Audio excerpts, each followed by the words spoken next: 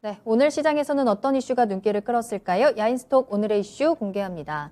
서울시 재개발 활성화 시동 관련주 투자 전략입니다. 꽉 막혔던 서울 재개발 사업이 탄력을 받을 것으로 보입니다. 오세훈 서울시장이 재개발 사업 초기의 진입 장벽 규제인 주거 정비 지수제를 폐지하기로 했는데요. 뿐만 아니라 정비구역 지정 기간을 5년에서 2년으로 단축하고 매년 재개발 구역을 발굴하는 등 서울시 재개발 사업 활성화를 위한 6대 규제 완화 방안을 발표했습니다. 이 소식에 오늘 시장에서는 건설주가 들썩였습니다. 서울시 주택 공급이 확대될 것이란 기대에 투자자가 몰리고 주가도 뛰었는데요. 한국거래소에 따르면 오늘 국내 28개 건설 종목들로 구성된 KRX 건설 지수는 전날보다 2.25% 올라서 전체 업종 중에 최고 상승률을 기록했습니다. 전문가들은 당분간 건설업종의 전망이 밝다고 입을 모으고 있습니다. 서울시의 재건축 재개발 규제 완화 외에도 내년 대통령 선거를 앞두고 정부 여당이 주택 공급 확대를 내세울 것이라는 분석입니다. 네, 야인스톡 출발하겠습니다. 건설주 이야기 해볼 텐데요. 이 건설주가 오세훈 효과를 톡톡히 보고 있다. 요즘 이런 말들이 많이 나오고 있습니다. 자, 이제 오세훈 서울시장이 당선된 이후에 서울시 재개발에 대한 칼을 본격적으로 꺼내 들기 시작했습니다. 이제는 재개발에 대한 규제를 완화하겠다라는 방안을 발표했는데요. 일단 이 내용부터 살펴보도록 하죠. 자, 박동희 전문가님, 6대 규제를 완화하겠다라고 했는데 이 가운데서 우리는 좀 어느 쪽에 포커스를 맞추면 좋을까요? 네, 지금 이제 말씀하신 대로 오세훈 시장의 이제 선거 공약이기도 했죠. 재개발, 재건축 쪽의 규제 완화를 통해서 주택 공급을 늘려나가겠다 이제 이거거든요. 네. 그래서 지금 이제 오늘이죠. 재개발 활성화를 위한 6대 규제 완화 이렇게 해가지고 요 지금 6개 내용을 지금 발표를 했습니다. 그래서 지금 이제 차트에 나오죠.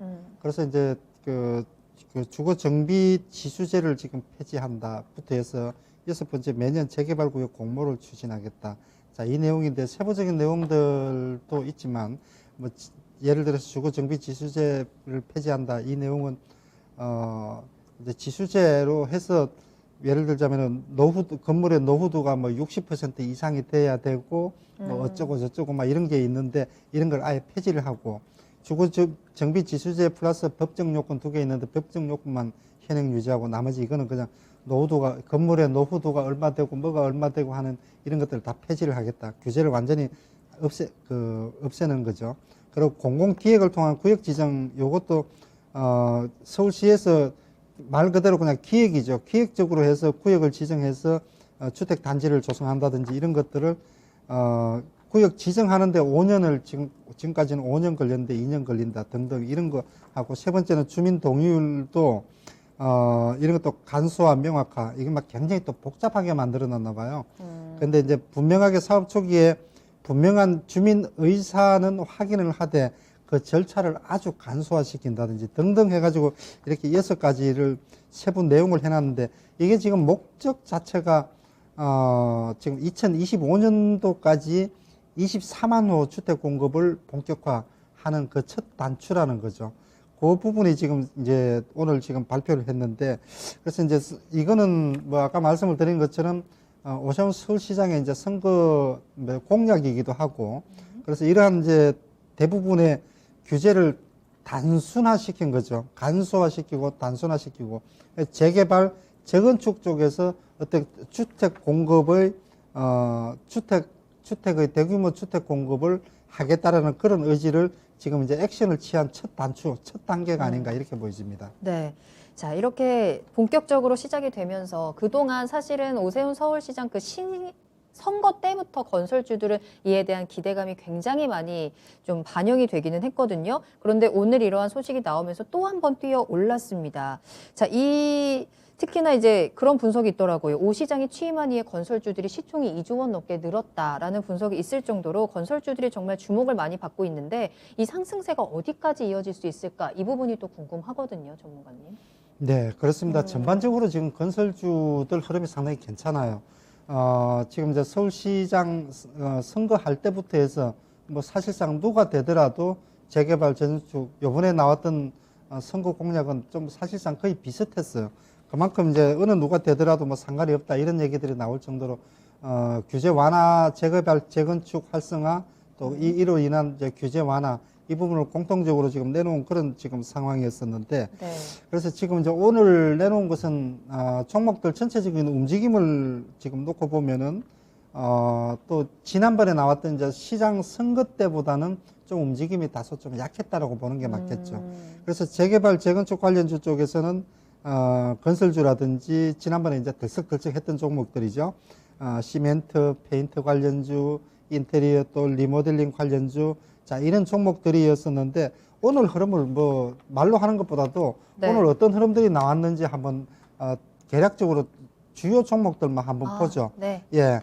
자, 오늘 지금 이제 대표적으로 건설주 두 종목 현대건설입니다. 현대건설 보게 되면 현대건설은, 지금 많이 올랐죠. 지금 뭐 5%, 6%까지 지금 올라오고 차트 흐름도 이제 전고점 돌파가 나왔는데, 요거는 현대건설이 오른 것은 오히려, 지금 이제 그 오세훈 시장의 규제 완화 정책, 재개발 규제 완화, 요것보다는 오히려 원전 쪽 관련되는 내용으로 원전 플랜트 쪽에 대한 수주, 모멘텀, 요 부분으로 조금 더 오르지 않았을까라는 좀 생각이 들어요. 어쨌든 현대건설은 좀 많이 올랐습니다.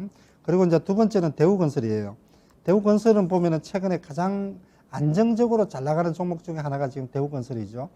대우건설 같은 경우는 요거는 대우건설 같은 경우는 이제 이슈가 두 개죠. 이제 건설 쪽에 대한 모멘텀, 뭐 재개발, 재건축부터 해서 최근에 경기 회복 기대감, 자, 이런 부분들까지 가만히 되면서 거기에 대한 모멘텀에다가 플러스 지금 이제 하반기 매각 모멘텀이 있죠. 오늘 장 마감 후에 보니까 지금 어디죠? 저희 아랍에미리트 아부다비청에서도 여기에 지금 인수 참여자로 지금 신청을 했다라는 얘기가 지금 나왔어요. 그러면서 네. 아마 시간 외에서도 꽤 많이 오른 것으로 지금 알고 있는데, 그래서 어쨌든 대우건설도 최근에 움직임은 매각 모멘텀까지 같이 가지고 있어요. 자, 그렇다면은 지금 이제 뭐 시멘트, 페인트주 하나씩 한번 볼까요? 네. 시멘트 쪽에서는 가장 잘 나가는 종목이 지금 성신양이에요. 자, 성신양인데 오늘은 거의 보합권에서 지금 끝이 났습니다. 뭐 최근 흐름은 여전히 지금 상승 흐름이 지금 이어지고 있는 이런 흐름이죠. 근데 이제 오늘 흐름은 오르락 내리락 하다가 보합권에서 마감이 됐어요. 페인트주 중에서는 조금 활발하게 움직이는 종목이 노루페인트죠. 노루페인트 종목 움직임을 한번 볼까요?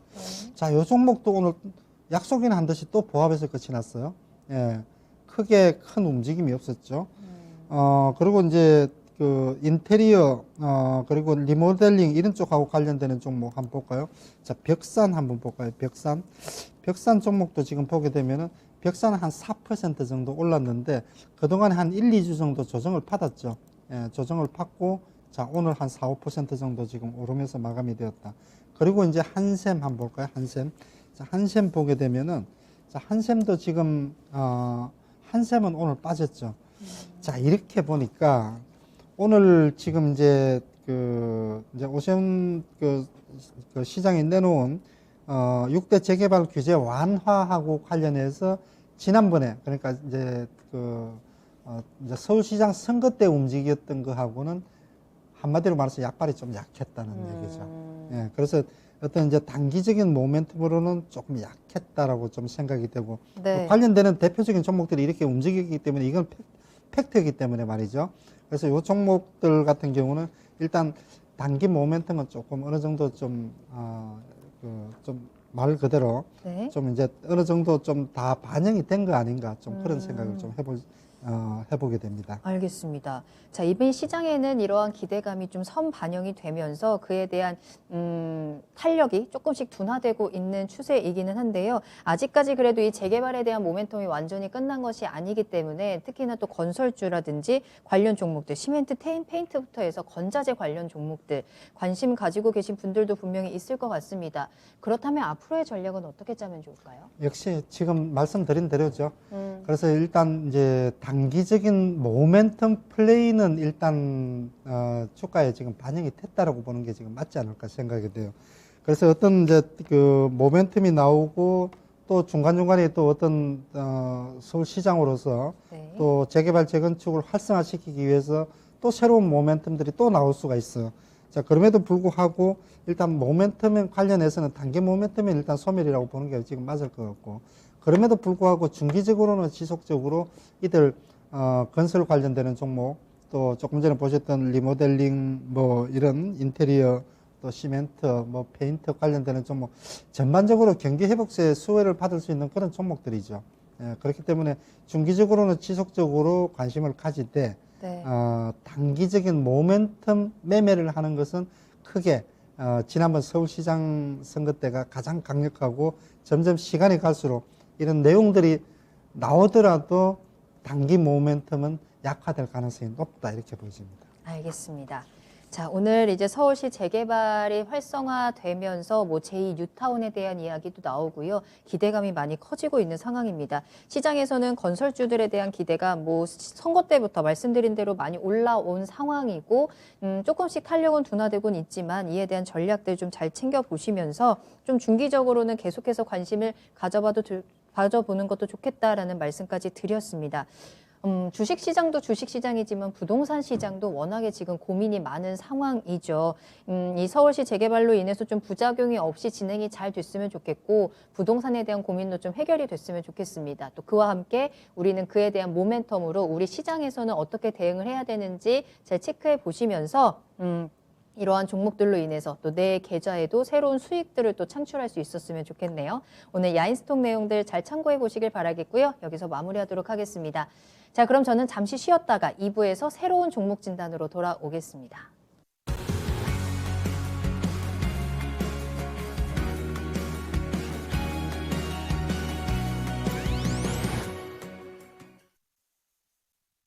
네, 현재 시간 10시 31분입니다. 노자성 님이 보람님 미국 갈 시간이네요 하셨는데 맞습니다. 미국 가보도록 하죠. 뉴욕 증시 개장 분위기 확인하겠습니다.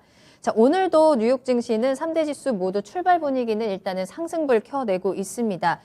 다우지수가 현재 0.32% 상승 출발하고 있고요. S&P 500 역시 0.3%대 상승입니다. 나스닥은 조금 이보다는 좀 낮은 탄력을 보여주고 있네요. 아직까지는 보합권에서 큰 움직임이 나타나진 않고 있지만 그래도 0.01% 상승 출발하고 있다는 점 확인이 되고 있습니다. 자, 오늘 시장에서의 주요 이슈들 살펴보도록 하겠습니다. 오늘 경제지표 발표가 됐습니다. 미국 노동부에 따르면 지난주 신규 실업수당 청구 건수가 40만 6천 건으로 집계됐다고 밝혔습니다. 전주보다 3만 8천 건 감소해서 코로나19 사태 이후에 최저치를 다시 한번 갈아치운 건데요. 4주 연속 감소세를 이어가고 있는 상황입니다. 또한 블룸버그 통신이 집계한 전문가 전망치였던 42만 5천 건보다도 낮은 수치를 기록했습니다. 또한 한편 미국 상무부에서는 미국 국내 총생산 GDP 올해 1분기 성장률을 연율 6.4%로 집계한 것으로 발표가 됐는데요. 지난달에 발표했던 기존 발표치를 그대로 유지한 상황입니다. 시장에서 예측했던 6.5%보다는 다소 낮은 수치이긴 하지만 지난해 4분기의 4.3%에 비해서는 2.1%포인트 오른 수치를 기록하고 있습니다. 자, 조 바이든 미국 대통령의 인프라 투자안을 둘러싼 여야 협상이 지지부진한 상황에서 오늘 상원 공화당 의원들이 인프라 관련 제안을 공개했습니다. 조 바이든 대통령에게 9,280억 달러 규모의 인프라 관련 제안을 제공한 것으로 알려지고 있는데요. 도로와 교량 및 주요 인프라 프로젝트에 5,060억 달러, 또 대중교통에 980억 달러를 투자하는 등의 내용이 담겨 있는 것으로 밝혀지고 있습니다. 공화당 상원 의원은 공화당과 백악관이 인프라 계획에 대한 합의에 가까워졌지만 여전히 일괄 타결의 범위와 지불 방법에 대한 근본적인 문제들을 해결해야 한다고 말했는데요. 최근에 바이든 대통령은 1조 7천억 달러로 기존보다 6천억 달러 줄인 타협안을 내놓은 바 있죠. 이런 가운데 백악관 인사들과 민주당 의원들이 인프라 관련 협상을 메모리얼 데이 시한을 넘겨서까지도 진행할 수 있다는데 공감대를 형성한 것으로 전해졌습니다. 자, 코로나19 바이러스의 진원지를 규명하기 위한 바이든 대통령이 90일 동안 추가 조사를 벌일 것을 지시했습니다. 바이든 대통령은 지난 3월 미 정보 당국에 코로나19가 동물에서 유래한 것인지 연구소에서 유출된 것인지 그 기원을 분석할 것을 지시했고요. 이달 초에 보고를 받았다고 밝혔는데요. 보고에서 정보 당국 두 곳은 바이러스에 감염된 동물과 인간 접촉의 가능성을 제기했고 다른 한 곳은 실험실 사고에서 발생했다고 해서 보고가 엇갈렸습니다. 바이든 대통령은 이에 대해서 결정적인 결론을 내리기에는 증거가 부족하다고 본다며 앞으로 3달간 추가 조사를 지시한 건데요. 바이든 대통령은 코로나19 기원을 조사하는 국제조사팀이 완전히 투명하게 관련 증거에 접근할 수 있도록 전 세계와 협조해 중국을 압박하겠다고 강조했습니다. 자, 그럼 현재 시장에서의 주요 종목들 흐름 살펴보겠습니다. S&P 500으로 살펴보도록 할게요. S&P 500 현재는 0.28% 지수가 상승하고 있는 가운데 상승하고 있는 종목들도 눈에 많이 띄고 있는 상황입니다. 일단은 S&P 500에서 상승하고 있는 종목으로는 포드가 눈에 띄고 있는 상황이고요. 포드가 현재 8%대 가장 크게 뛰어오르고 있는 가운데 메이서 리치가 현재 5.35% 상승입니다. 푼라커 그리고 갭도 현재 4%대 상승세 보여주고 있는 상황이고요. 보잉도 올라가고 있네요. 보잉 역시 상승하는 모습 확인이 되고 있습니다. 제너럴 일렉트릭도 현재 3.54% 상승입니다. 프리포트 역시 4% 넘는 상승과 함께 하우메트도 현재 3.7% 상승세 보여주고 있다는 점 확인이 되고 있습니다. 자, 지금까지 뉴욕 증시 개장 분위기 확인했습니다. 자, 이어서 앞서 예고해 드린 대로 오늘은 바이오 요정님과 함께하는 만큼 바이오 섹터 점검해 보도록 하겠습니다. 특히 앞서 오프닝에서 또 전문가님께서도 이 백신 보급 확대가 시장에도 조금 긍정적으로 작용을 하지 않겠느냐. 특히나 코스닥 쪽이 최근에 강세를 보여주고 있는 상황이고 외국인들의 수급적으로도 이런 쪽은 좀 증명이 되고 있지 않을까. 앞으로의 흐름이 좀 기대가 되는 상황인데요. 특히나 그 가운데서도 이 백신과 관련해서 바이오 종목들의 흐름이 또 궁금합니다. 오늘 채팅창에도 굉장히 이 바이오 종목들에 대한 문의가 많이 올라왔는데 아직까지도 바이오에 대한 희망을 놓지 않고 있고 바이오 종목에 분명히 다시 한번 상승세 또 개별 종목들마다 또 그에 대한 이슈가 분명히 있을 것이기 때문에 바이오 섹터 전반적으로 좀 체크를 해보면서 앞으로의 방향성 알아보도록 하겠습니다. 자, 바이오 요정님. 자, 이제 백신 접종을 완료한 사람들이 한 200만 명 드디어 돌파했다라는 뉴스가 나오더라고요. 특히나 또 백신에 대한 이야기 나오면서 7월부터는 노마스크 할 거다. 뭐 소비주들도 들썩이고 있는 가운데 이렇게 백신 접종이 확대될 때 바이오주들의 움직임은 우리가 어떻게 좀 체크를 해야 되는 걸까요? 네, 지금 조금 전에 우리 앵커께서 얘기하시기를 아직도 바이오주에 대한 희망을 끈을 놓고 있지 않다. 네. 아, 그게 왜 이렇게 슬프게 들리죠? 그런가요? 네. 아마 그러실 거예요. 지금 바이오주가 워낙에 또 변동성이 크고 지금 살짝 지금 관심에서 멀어져 있는 섹터가 아닐까. 그렇습니다. 네. 너무 지금 안 좋고 분위기가 너무 안 좋고 이런 상황이 또 장시간 지속이 되다 보니까 다들 많이 지쳐 있고 또 이렇게 한번 빠질 때는 또 바이오주들이 무섭게 빠지기 때문에 이게 과연 또 올라올 수 있을까 또 이런 생각들 여러 가지 지금 막 복잡한 바이오주 내가 다시는 바이오 안에 지금 한 20% 이상 막 빠진 종목들 붙들고 있으면서 20% 이게 언제 올라와 막 이런 생각들 무서운 생각들도 막 들고 막 그러실 텐데 일단 요번에 이제 백신 접종 확대 우리가 오늘 계속 얘기를 했습니다. 나름대로 굉장히 제가 볼 때는 지금 의미가 커요. 이제 분명한 것은 지금 지난주에 그 한미 정상회담을 계기로 해서 백신 수급이 지금 본격적으로 지금 이번 주부터 바로 그냥 액션에 들어가는 거예요. 네. 백신 수급이 지금 확대가 되고 있는 흐름인데 이제 그 백신 접종 확대 이 부분이 사실상 제약 바이오주에 대한 직접적인 영향보다는 시장 전체에 대해서 긍정적인 영향을 미치는 것만은 제가 볼 때는 분명하다라고 생각이 돼요. 그래서 지금 이제 요번에 지금 한미 정상회담 계기로 해서 아까도 말씀드린 것처럼 하루에 100만 명씩 산술적으로는 이론적으로는 100만 명씩 그 백신을 지금 맞을 수 있다 그러죠. 예, 그만큼 이제 정부에서도 다양한 각도로 백신 이제 수급도 그 모더나도 이제 앞으로 이제 7월 달부터인가요? 네. 이제 국내에서 이제 생산이 진행이 되고 아스트라제네카도 그렇고 화이자 계속 이제 되는 대로 뭐 몇백만 병씩 해서 계속 지금 들어오고 있다라는 그런 얘기들 계속 들어오죠. 네. 그리고 조금씩 남아있는 짜투리 또 우리처럼 이렇게 예약해서 그러니까요. 맞을 수 있도록 지금. 저 오늘 실패했어요. 젊으니까 그래요, 아직까지. 아, 그래요? 예. 자녀 백신 그 신청했더니 알람이 왔는데 예, 신청하려고 들어가니까 이미 신청이 끝났다는 거예요. 끝났다 그만큼 그래요? 사람들이 다 기다리고 많이 있었던 거죠. 오늘 지금 많이 신청을 네. 했다고 그런 얘기를 네. 하더라고요. 어쨌든 자 그런 지금 상황인데 이게 주식시장에는 굉장히 긍정적이에요.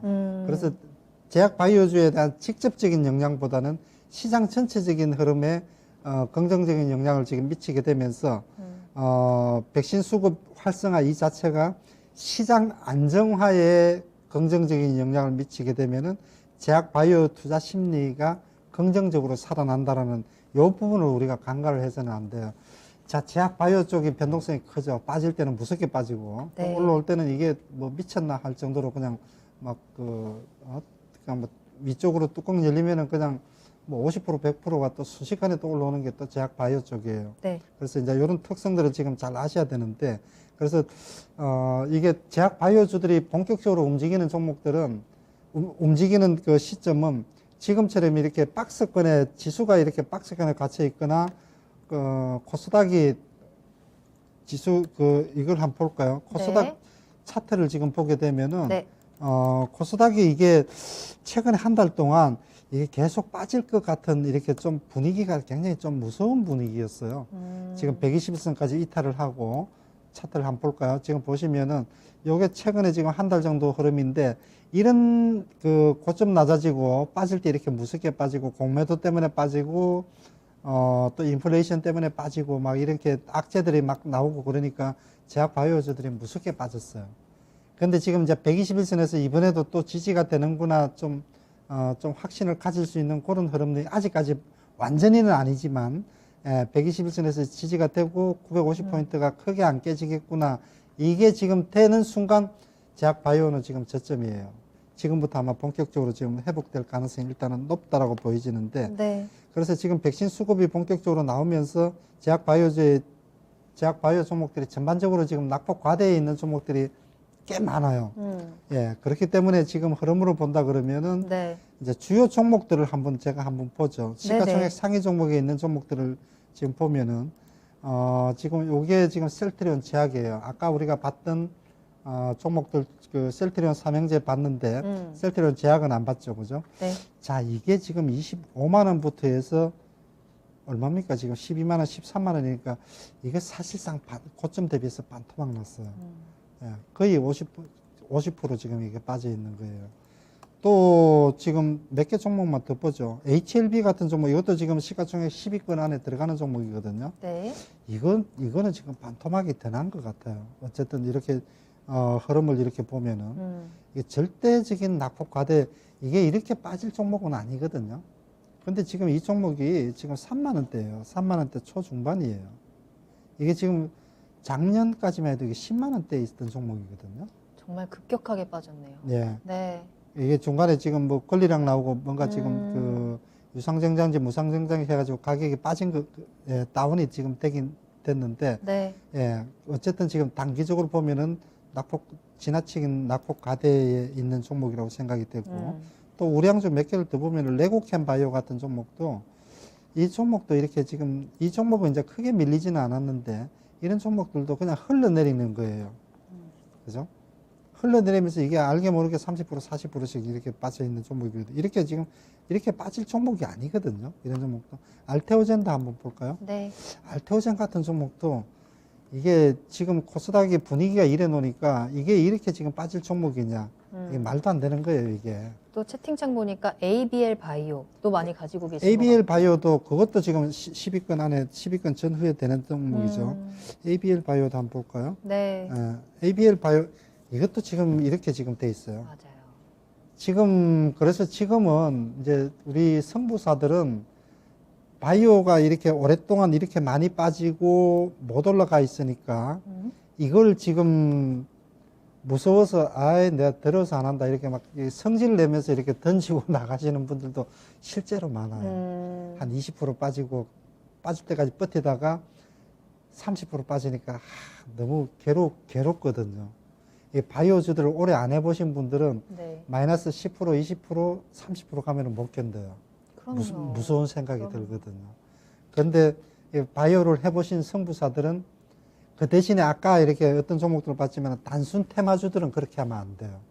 또 많이 올라가지고 빠지는 종목들, 네. 저점 대비해서 3배, 4배, 5배 난 종목들 이제 빠지는 이런 종목들 같으면은 절대로 그렇게 해서는 안 되는데, 제가 개략적으로 지금 보여드린 종목들 시가총액 상위 종목이면서 기술력이 있는 회사들이에요. 기술력이 있는 이런, 그러니까 자기 그 원천 기술을 가지고 있는 종목들이 낙폭과되면은 지금은 이런 종목들은 도망가는 게 아니라 같이 붙어야 돼요.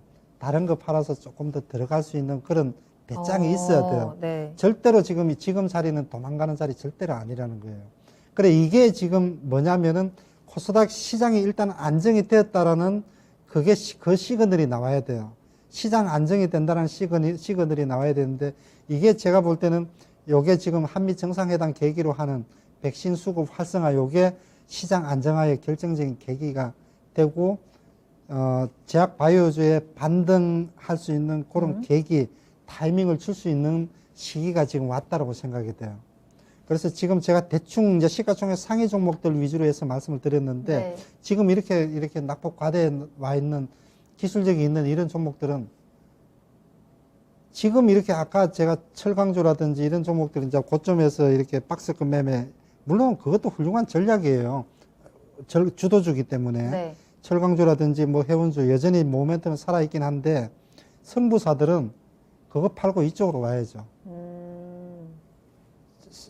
아무리 안 된다 그래도 그 셀트리온 제약 같은 종목 고점 대비해서 반토막 났는데 지금 30% 안 올라올 것 같아요. 알테오젠 같은 종목, 레고캠 바이오 같은 종목, 이런 종목들, 네. 아까 또 HLB가 지금 3만 원대예요. 이런 종목들이 지금 30%, 50%안 올라올 것 같아요. 여기서 조금 설령 이렇게 부분적으로 한 5%, 10%더 빠지더라도 지금은 제약 바이오, 우량주, 원천 기술 가지고 있는 종목, 시가총액 상위권에 있는 종목, 낙폭 과대, 절대 낙폭 과대에 있는 거래량 보면은요, 지금 요거 HLB 제가 지금 ABL 바이오 열어놨죠? 네. 지금 거래량 보면은 거래량이 눈에 보이지도 않아요. 주가 바닥, 거래량 바닥하고 동반해서 나오는 거예요. 거래량이 이렇게 지금 많이 이렇게 돼 있다가, 네. 거래량이 지금 차트가 있는 건지 없는 건지 모를 정도로 거래량 바닥, 주가 바닥이에요. 지금은 무조건 매수 관점에서 접근해야지 도망가는 자리 생각하는 자리 아니다. 그리고 아주 이렇게 제약 바이오 이제 보통의 대부분의 일반 개인 투자자들이 제약 바이오 이제 진절머리가 나 이런 얘기들이 이제 막 나오게 되면은 그때가 바닥이에요. 그래서 지금은 조금 더 인내심 들고 계신 분들은 조금만 인내심을 더 가지면 되고, 네. 또 없으신 분들은 너무 무서워하지 말고 원천 기술 가진 종목이어야 돼요. 또 많이 올랐다가 빠지는 종목들, 그런 종목들로, 네. 자꾸 눈길 주면 안 돼요. 지금 이렇게 순수하게 원천 기술 가지고 있는 대형주, 우량주이면서 단순하게 분위기 때문에 주가가 많이 빠진 종목들은 절대 매수 관점으로 접근을 해보자. 그 타이밍이 왔다, 이렇게 보여집니다. 자, 바이오 정말 지긋지긋하다. 그리고 바이오 너무 무서워서 손도 못 대겠다 하시는 분들 정말 많으실 겁니다. 그동안 많이 올랐던 종목이든 또 어떤 테마가 있었든 바이오 종목들 지금은 여러 가지 시장 상황들로 인해서 지금 많이 그 수익을 많이 반납하고 있는 상황이기는 한데요. 다시 한번 이 안정세를 찾고 상승에 대한 시그널이 분명히 나오고 있다는 점 좀 체크를 해주셨습니다.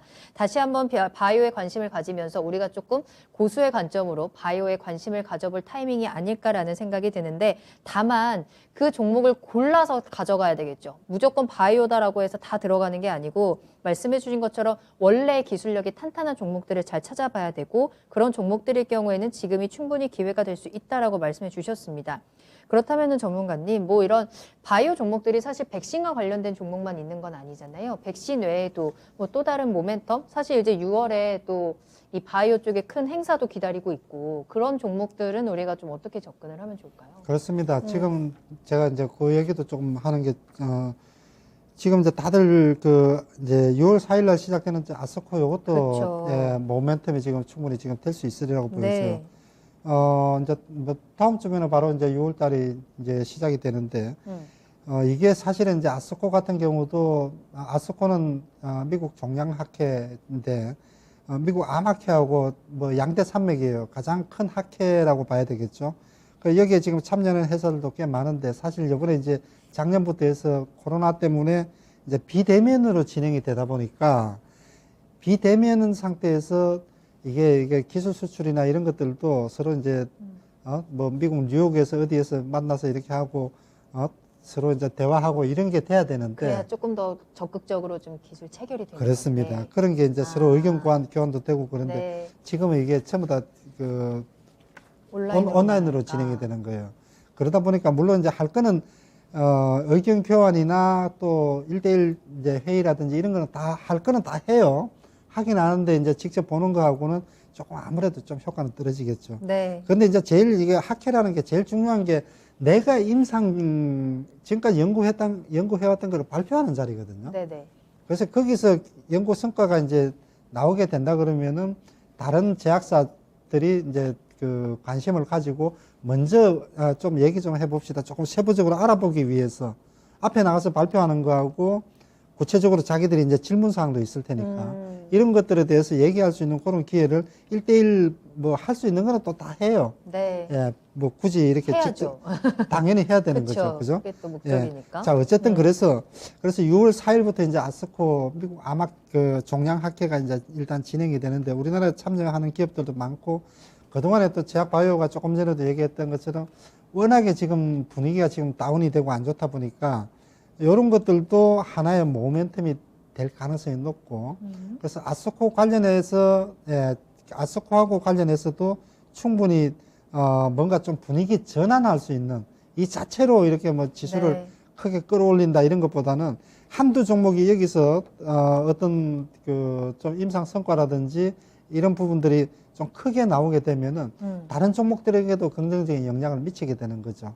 자, 이런 부분들이 좀 긍정적으로 작용할 수 있는.